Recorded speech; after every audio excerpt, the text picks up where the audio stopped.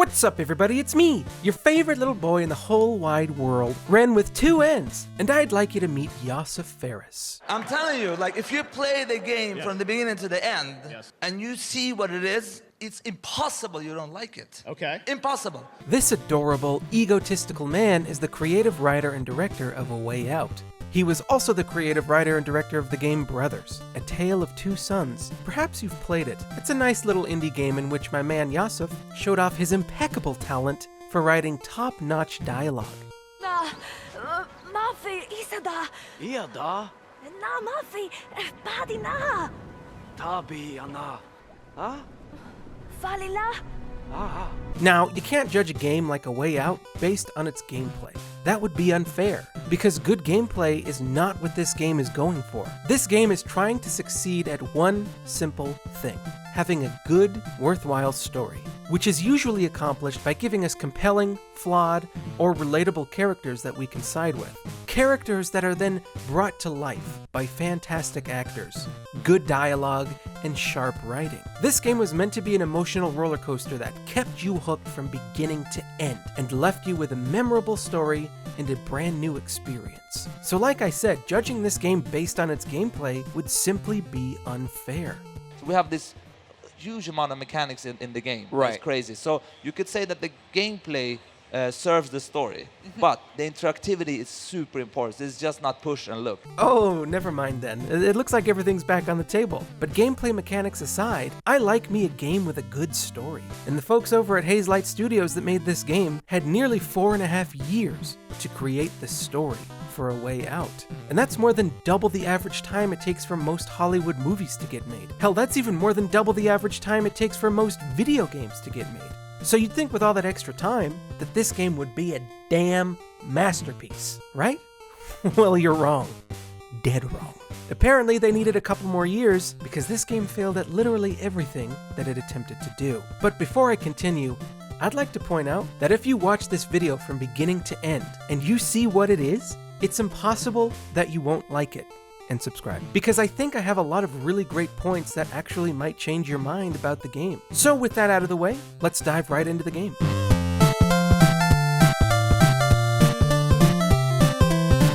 So in case you don't know, A Way Out is a story-based game which focuses on 2 characters, Vinny and Leo, who have to work together in order to escape from prison so that they can kill a crime lord who put them there named Harvey. But here's the catch. Vinny and Leo couldn't be any more different from each other. They're gonna have to learn to work together in order to accomplish their goals. I mean, the way the 2 characters are set up, to me it almost sounds like a dumb sitcom.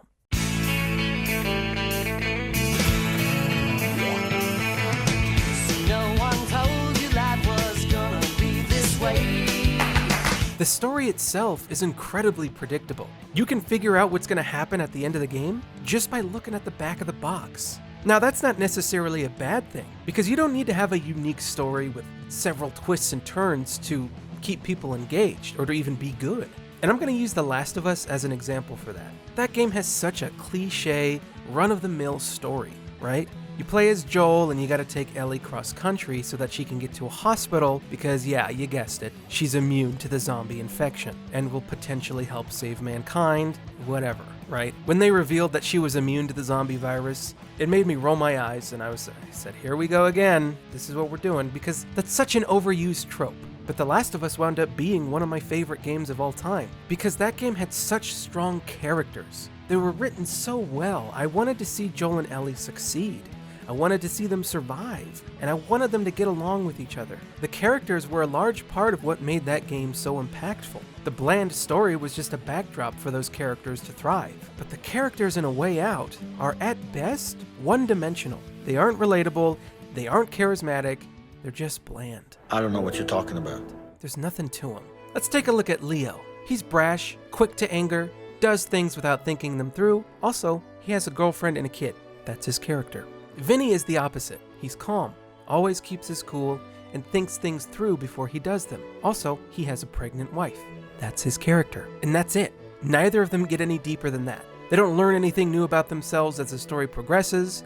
They don't evolve or grow as characters or as people. They never get any more complex than their descriptions in the title screen. And the main villain is even worse. He serves as both Leo and Vinny's motivation for wanting to escape from prison. His name is Harvey, and he's bad guy. That's his character. He serves as nothing more than a writing tool for the game's story, and it couldn't be more blatantly obvious. Now, perhaps these characters could have had more depth if they'd been portrayed by professional actors, because that's actually a pretty common thing that happens. A lot of times these actors come in, they read the script, and they try to get into the head of the character that they're meant to play, because that's what helps them bring the character to life. But that's clearly not what happened here. Leo was played by the creative writer and director Josef Fares himself, which is fine, because Josef was a very prolific, highly sought-after actor in Sweden. Now, some of you Swedish people watching this video right now might actually know him from the smash hit movie, Babylon Shukan. Josef played the very pivotal role of male nurse. Now, I haven't seen the movie myself, but I hear he was very convincing and it really brought the whole movie together. And the role of Vinny was played by Josef Fares' real-life brother, Eric Croft. So with a stunt cast like that, you'd think these two would have great chemistry with one another, right? Well, they don't. Hey, I've been meaning to ask you something. What's that? Back in the prison, when we climbed that shaft, you know, the back-to-back thing? Yeah? What about it? Did you really do that when you were a kid? Nope. What? I saw it in a comic book once, when I was a kid. Tell me you're joking. No? It doesn't help that the dialogue is downright atrocious. It seems like it was slapped together in a rough draft and was never improved upon. Okay. Oh, look at this. Whoa! A gun. I mean, maybe Josef is just not a very talented writer. Maybe he's just not very good with words. I mean, we are talking about a guy who can't even say his own name correctly. Hey, my name is Josef Fares. Now, I'm gonna delve into some spoiler territory here, so if you don't want this game to be spoiled for you, go ahead and skip to this time on the video. But trust me when I tell you that continuing with this video and not playing the game for yourself will save you and a friend several hours of your life, because the writing is really quite poor across the board. So, the job of most cutscenes is to clue the audience in on what's going on. Maybe show us how a character is feeling, and also set up some elements for a future scene, maybe set up something for a payoff. That's a term called exposition. Every single movie, video game, or TV show is filled to the brim with exposition. But the best movies and video games are the ones that don't seem like they have any exposition at all, which is rare, because cleverly disguising exposition takes talent, it takes skill. When exposition is done incorrectly, it's unanimously regarded as lazy. I hate games that have all this extra exposition that's unnecessary, and I love exploring complex relationships. That's always what I strive for. What's the right amount of exposition, and how do you layer that exposition with some character revelation so it doesn't feel like just pure exposition? That's very difficult writing. Just about every single cutscene in A Way Out is rife with terrible exposition. So take this scene for example. Vinny's wife just had a baby. So, Vinny and Leo go to the hospital in order to pad out the game, and so that Vinny can see his newborn daughter. Keep in mind, they're escaped inmates. They're on the run from the police, but we'll talk about that in a little bit. A scene like this is a fantastic opportunity to show us why these two characters love each other. She should be ecstatic to see him. I mean, what an incredibly bold gesture he just pulled off, coming to visit her at a time like this, risking his freedom for her. And give them some fun banter, let them bounce off of each other a little bit. Establish their chemistry to us. Maybe have them reminisce about a personal experience that they shared together. And as Vinny's leaving the room out the window, he should look back at her and say something like, "Listen, broad, if I don't make it, I want you to know that I'm sorry about this. For all of it, capiche?" But instead of that, instead of showing us why they love each other, instead of elaborating on our main character, all we get is this. Vinny just says, I miss you. I love you. You have to trust me. I just want you to trust me, okay? You have to trust me, Carol. A cutscene that should have been deep and heartfelt is instead boring, expository, and full of missed opportunities, as is every other cutscene in the game. Also, why were there no cops here at the hospital? Realistically, if an escaped convict's wife was about to give birth, the police would be posted up at every single entrance to the building. There would be a police cruiser at Vinny's wife's house 24/7, because that's the most obvious place Vinny would go. The cops would see the ambulance come pick her up and follow it to the hospital, figure out what's going on, call for a security detail. Same goes for an earlier scene, where Vinny and Leo go to Leo's trailer park so that Leo can visit his girlfriend and son. At one point, the cops pull up and ask Leo's girlfriend if she's seen Leo. She says no. And then the cops just leave. And that's it. Realistically, the cops would have already been there, they would have already questioned her multiple times, they would have come into her house, checked every nook and cranny, and had a cruiser staking out her place around the clock. They'd have been checking in every single day to see if Leo has shown up. Now I know this for a fact, because I've experienced it firsthand in real life. Alright, so just to elaborate, let me give you a little story. Let me get a little personal. A few years ago, my mother, who knows how to pick 'em, her ex-boyfriend got arrested for his 7th DUI. He's a gentleman. Now, all things considered, he had a pretty short prison sentence. But during his sentence, he saw a golden opportunity to escape custody, so he did. And after that, he fled from the cops for 6 days until they found him in another state, in California. But before they found him, the police were over at our house every single day, searching under the beds, inside all the closets. And I couldn't even take out the garbage without being isolated and questioned by a police officer. Now, you don't need to have experienced that firsthand like I did to come to the conclusion that the cops wouldn't constantly be patrolling an escaped inmate's spouse's house. It's such a lazy oversight. And I get that the intention of these scenes is to show us how the decisions of Vinny and Leo have affected the lives of their families. But since the writing is so amateur, and the scenarios are so poorly thought out, these scenes just wind up feeling like they're here to pad out the game. And this game is very guilty of padding itself out. There's a scene where the main villain hires a hitman to kill Vinny and Leo. One of the best hitmen in the biz, no less. Good. Make sure we put our best guy on this. I want him dead. You got it?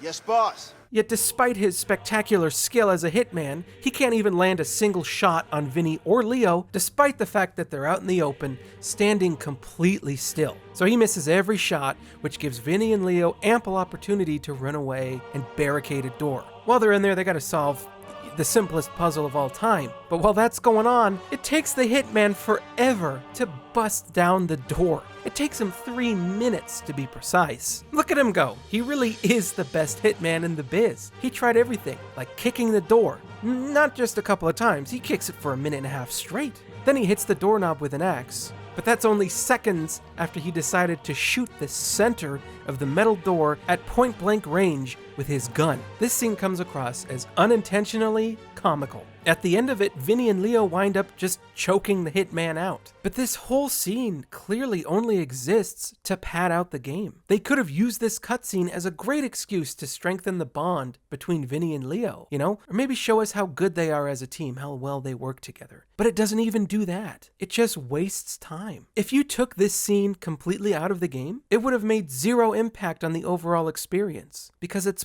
pointless. The characters don't grow because of this scene, and it's never brought up ever again. Also, when you have a heavily story-focused game with over 3 hours worth of cutscenes, you need to have good cinematography. Wolfenstein 2 is a great example of that. Every cutscene in that game looks superb. A lot of thought was put into how to make each scene look aesthetically pleasing. The cinematography in A Way Out is bland, lifeless, and uncreative. The camera angles and movement get real repetitive. You get the same sort of swooping, panning camera action all the time. And if there's a gap somewhere, you can bet your boots that the camera is going to go through that gap.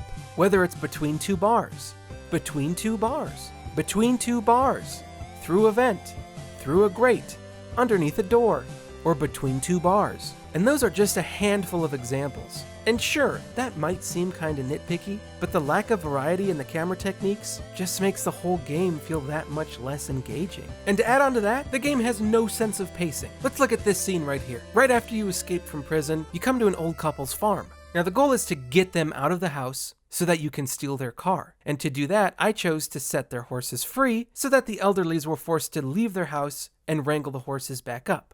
Now, while they're out doing that, you would think that Vinny and Leo should be completing their objective as quickly as possible, because they wouldn't want to get caught by the old couple who could come back at literally any moment. But instead, they wander around the house, looking at old family photos, trying on some hats, and checking themselves out in the mirror like Frank West. And there's this room that you can gain access into. It's a secret room. You get in there by completing what has to be the easiest puzzle of all time. Yeah, that's a real brain buster right there.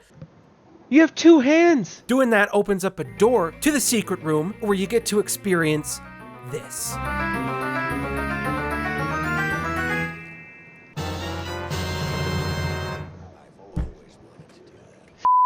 There is no sense of pacing or tone or anything for this game. And yeah, while we're here, go ahead, Leo, pick up that banjo. Play your favorite Steve Martin classic. And hey, Vinny, why don't you go ahead and sit down at that piano? Give me your best Ray Charles impersonation.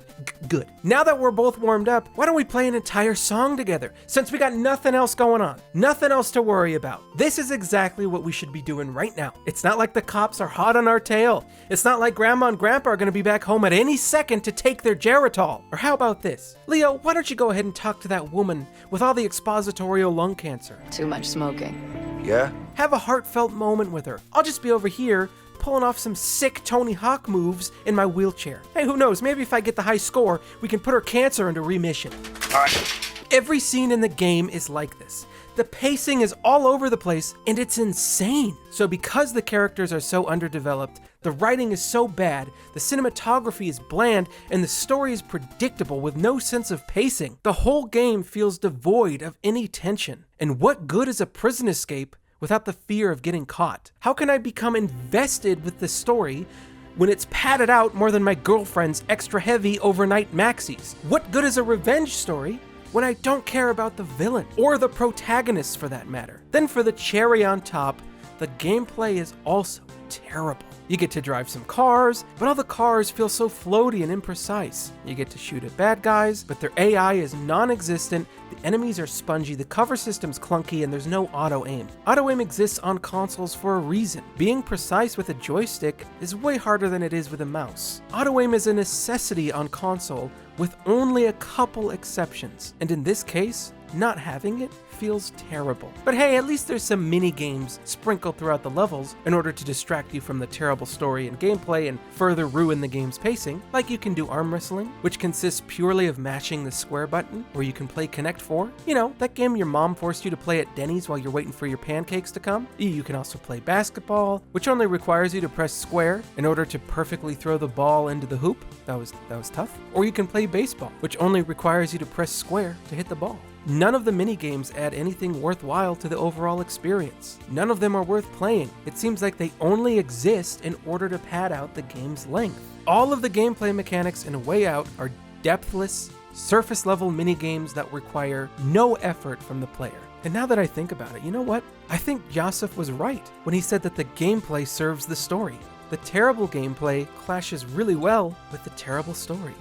So we have this huge amount of mechanics in the game. Right. It's crazy. So you could say that the gameplay serves the story. And much like Yosef Fares, this game is too full of itself. I mean, I truly believe in what A Way Out is, and I would be super surprised if people didn't like it. That's not gonna happen. People will like it. Its ego is huge. It takes itself far too seriously. So much so that I was unable to take it seriously. I don't know if I can hit him. Don't do it.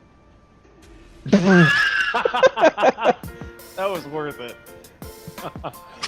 Harvey emerges from his chair, stands up, inches to the wall, the safe. He opens it, money is inside. There's a gun, he's gonna try something shady. This is the homeless. I'm gonna ignore him like it's real life. What is going through his head? There's $10,000 on the line. The diamond is in his hand. He takes the gun. He hits the guy. Now he's holding him hostage. This is getting exciting here at the Esports League. She's so beautiful. She's average. Vincent needs to move. He needs to make some moves. The crosshair is right on the villain, but he can't take a shot. He can't seem to get an angle. What's he gonna do? This guy is shifty. He knows exactly what to do. He knows the angles to play. He is a pro player. We got to inch over to the push notification. Here it comes. Push that square. Nice. He's glassed. He's elbowed, and that is it, folks. Vincent takes the game. Vinny and Leo backflip off the table. Blood is spraying everywhere. Shooting him. Oh, multiple shots to the head with a shotgun at point-blank range. as well as the groin, and down he goes into the swimming pool. That is it, folks. That's game. Good night.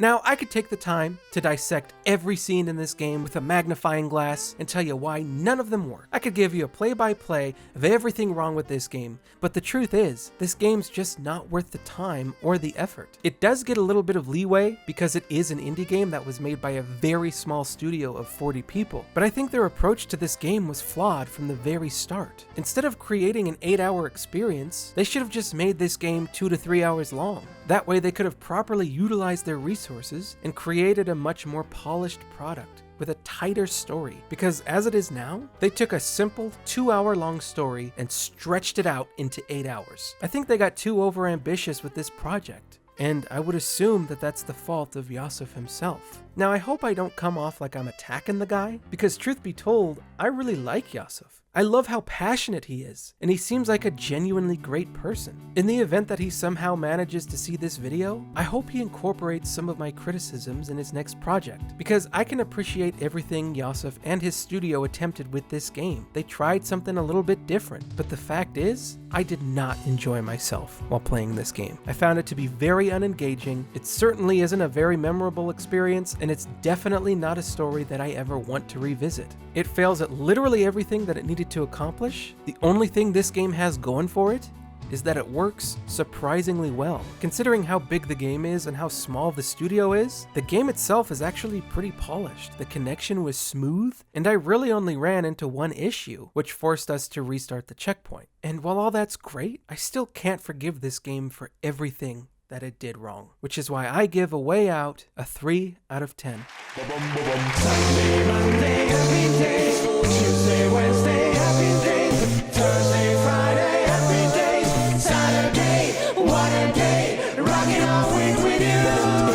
Hello, sunshine, goodbye, rain. She's wearing my school ring on that chain. She's my steady, and I'm her man. I'm gonna love her all again. Stays around. Every day's are yours and mine. Every day's are yours and mine. Happy days. It's also worth noting that if you buy this game, you can have somebody that doesn't own the game play through it with you for free, so long as you're the host of the lobby. And that's really cool. I would like to see some more stuff like that. It makes getting the game easier too, since you can just split the cost of the game down the middle with a friend. But while this game succeeded on the business side of things, it failed miserably at everything else. And if you like this game, good. Good for you, man. I got nothing against you. I wish I could have liked it too. I say this a lot. I wish I could love every game. And Joe, the guy that I played this game with, he loves this game. This was his 3rd playthrough of it. And he's got his own channel. He did a review on this game too. So if you want, you can check his video out. Might be interesting to see a different perspective on it. And I've also got a Discord. I'm very active in there. I pop into the general chat from time to time. And we even have a movie night once every week where we watch terrible movies like Boggy 2 together and goof on them.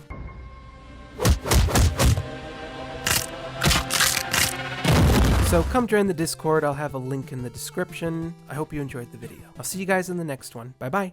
Twist it. Bop it. Spin it. Twist it. Bop it. Pull it. Go. Spin it. Bop it. Spin it. Bop it. Bop it. Twist it. Twist it. Twist it. Pull it. Flick it. Bop it. Twist it. Pull it. Bop it. Spin it. Bop it. Oh, nice little run you had there. Score 85. 85, son of a bitch.